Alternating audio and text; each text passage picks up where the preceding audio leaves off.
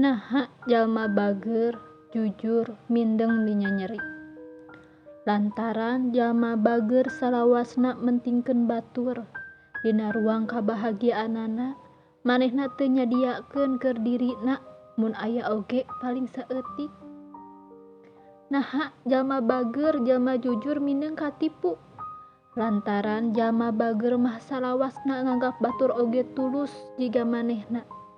Manehna teu nyesakeun saeutik oge prasangka goren yang batur nu dianggap bager bakal hianat. Naha jalma bager mindeng dihina. Lantaran jalma bager mah tara daek ngabales. Manehna nganarima sanajan nyaho lain manehna nu ngamimitian dina hiji perkara.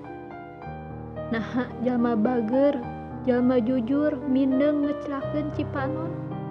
Lantaran jalma bager tara babagi kasedihan, manehna bisa ngubaran sorangan kasedihanana.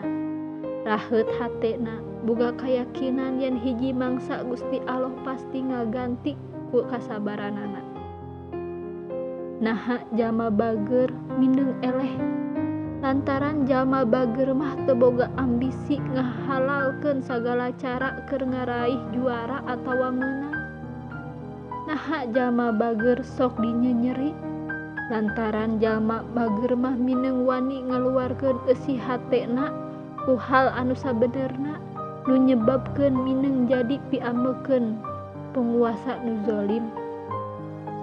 Naha jalma bager, jalma jujur mindeng disingkirkeun.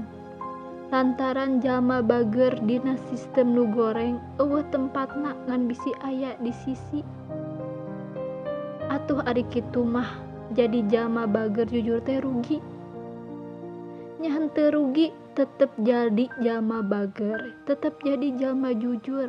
Lantaran ukuran sukses jeung kabahagiaan di dunia mah relatif. Jalma bager, jalma jujur pasti sukses, pasti bahagia. Jalma bager mah tara ngewa kanu nganyeri.